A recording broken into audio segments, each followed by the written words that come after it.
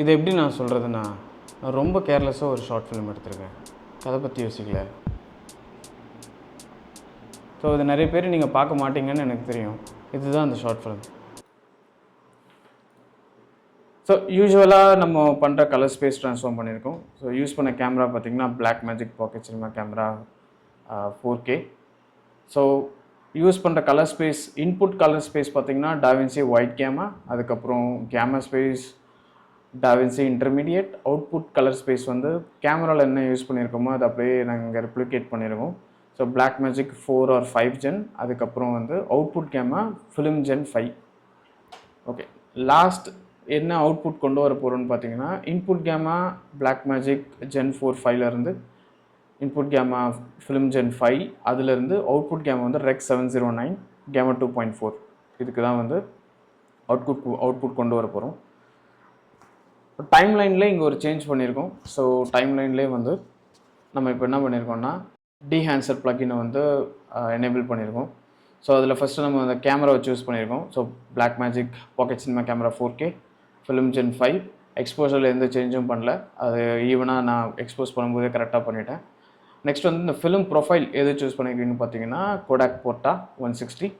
So இப்போ நீங்கள் பார்க்குற இந்த என்டையர் டைம்லைனுக்கும் இந்த ஃபிலிம் ப்ரொஃபைல் தான் வந்து ஆட் ஆகிருக்கு. நெக்ஸ்ட் ஃபிலிம் பிரிண்ட் எதை வந்து ரெப்ளிகேட் பண்ணியிருக்கோன்னு பார்த்தீங்கன்னா Kodak 2383 பிரிண்ட் ஃபிலிம் இதை ரெப்ளிகேட் பண்ணியிருக்கோம். இருக்கிற கலர் டென்சிட்டி இதெல்லாம் எந்த சேஞ்சும் பண்ணல, அது அப்படியே நேச்சுரலாக அப்படியே யூஸ் பண்ணியிருக்கோம் இருக்கிற செட்டிங்கை. Next film grain. So 65mm ISO 50 அப்படி இருக்கிற ஒரு ஃபிலிம் கிரெயின் வந்து சூஸ் பண்ணியிருக்கோம். ஏன்னா நீங்கள் இந்த டார்க் ஏரியாஸில் பார்க்கலாம், கிரெயின்ஸ் இருக்குது, பட் ஆனால் சட்டிலாகவும் இருக்குது, நல்லாவும் இருக்குது. உங்களுக்கு கொஞ்சம் டெப்த்து வந்து காமிக்கிற மாதிரி இருக்கும். ஸோ அதனால் இப்போது அந்த ஃபிலிம் கிரெயின் யூஸ் பண்ணியிருக்கோம். Next film over scan. So 35mm film ரீல வந்து ஓவர் ஸ்கேன் பண்ண மாதிரி ஒரு எஃபெக்ட் ஆட் பண்ணியிருக்கோம். ஸோ இது நான் டிசேபிள் பண்ணி காமிக்கிறேன், அப்புறம் எனேபிள் பண்ணி காமிக்கிறேன். இங்கே வந்து நீங்கள் அந்த சேஞ்சஸ் பார்க்கலாம். ஸோ இது டிசேபிள். இப்போது எனேபிள் பண்ணோன்னா ஃபிலிம் ஸ்கேன் பண்ண எஃபெக்ட் ஒன்று வரும். அதுக்கப்புறம் வின்யாட் ஆட் பண்ணியிருக்கோம். இது வித்தவுட் வின்யாட், இது வித் வின்யாட். ஸோ லைட்டாக கான்ட்ராஸ்ட்டில் வந்து நம்மளுக்கு கொஞ்சம் பூஸ்ட் பண்ணியிருக்கு, அது பார்க்கறதுக்கும் கொஞ்சம் நல்லாயிருக்கு. ஓகே, ஸோ டைம்லைனில் இந்த எஃபெக்ட் ப்ளக்கின் யூஸ் பண்ணியிருக்கோம். அதுக்கப்புறம் இந்த ஆப்ஷன்ஸில் எனேபிள் பண்ணியிருக்கோம். இந்த டீஹான்சர் ப்ளக்கின் என்டையர் டைம்லைனில் எஃபெக்ட் ஆகிற மாதிரி இப்போ நான் வந்து ஆட் பண்ணியிருக்கேன். Okay, next clip level. So clip லெவலில் என்ன சேஞ்சஸ் பண்ணியிருக்கோன்னு பார்த்தீங்கன்னா, அனலாக் டேமேஜ் அப்படின்னு ஒரு எஃபெக்ட் இருக்குது, அந்த எஃபெக்ட் ஆட் பண்ணியிருக்கோம். இங்கே 3 நோட் இருக்குது, பட் பெரிய சேஞ்சஸ் எதுவுமே பண்ணலாம், வெறும் இந்த அனலாக் டேமேஜ் மட்டும்தான் யூஸ் பண்ணியிருக்கேன். ஸோ இருக்கிற மல்டிபிள் கிளிப்ஸில் ஒவ்வொரு டைம் பீரியடான எஃபெக்டை வந்து நான் இங்கே ஆட் பண்ணியிருக்கேன். ஒரு சில இதில் வந்து நம்ம நார்மலாக இருக்கிற மாதிரி கொண்டு வந்திருக்கேன். ஸோ இப்போ என்ன பண்ணியிருக்கோன்னு பார்த்தோன்னா, ஃபஸ்ட்டு வந்து early டெலிவிஷன் அந்த ஃபிலிம் அனலாக் டேமேஜில் இருக்கிற ஒரு ஆப்ஷன்.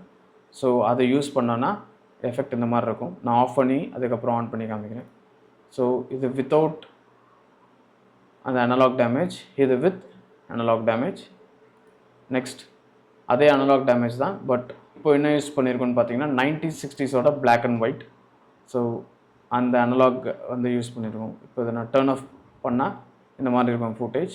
ஆன் பண்ணதுக்கப்புறமா ஃபுட்டேஜ் இந்த மாதிரி இருக்குது.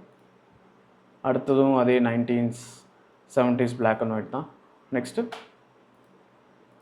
1990s ஃபிலிம் ஸ்டாக் அதை யூஸ் பண்ணியிருக்கோம். இப்போ நான் அதை ஆஃப் பண்ண அந்த மாதிரி இருக்குது. ஆன் பண்ணால் நீங்கள் இந்த இன்டர்லேஸ்டு ஓவர் ஸ்கேன் வந்து பார்க்கலாம். ஸோ இந்த அனலாக் டேமேஜ் அந்த எஃபெக்ட் கொண்டு வந்திருக்கு. இதே எஃபெக்ட் தான் வந்து மற்ற 2 இதுக்கும் யூஸ் பண்ணியிருக்கேன். இந்த அனலாக் டேமேஜ் எஃபெக்ட் இல்லாமல் நம்ம இந்த டீஹான்சர் ப்ளக்கின்ல என்ன யூஸ் பண்ணியிருக்கோமோ அது மட்டும்தான் வந்து ரெஸ்ட் ஆஃப் த வீடியோவில் வந்து நம்ம போட்டிருக்கோம், எந்த ஒரு சேஞ்சும் பண்ணல. ஓகே, இது ஒரு குயிக் டுட்டோரியல். இதெல்லாம் வந்து சில எஃபெக்ட்ஸ் நீங்கள் வந்து இதில் ஆட் பண்ணி இந்த மாதிரி சேஞ்சஸ் வந்து உங்களோட ஃபுட்டேஜுக்கு கொண்டு வரணுன்னா நீங்கள் கொண்டு வரலாம். ரைட், ப்ளஸ் இது டீஹான்சர் ப்ளக்கின் யூஸ் பண்ணியிருக்கேன். ஸோ இன்கேஸ் உங்களுக்கு டீஹான்சர் ப்ளக்கின் தேவை வாங்கணும்னு விருப்பப்பட்டீங்கன்னா இந்த ப்ரோமோ கோடு யூஸ் பண்ணுங்கள். இந்த ப்ரோமோ கோடு யூஸ் பண்ணிங்கன்னா உங்களுக்கு 10% டிஸ்கவுண்ட் கிடைக்கும் இந்த ப்ளக்கின்லேருந்து.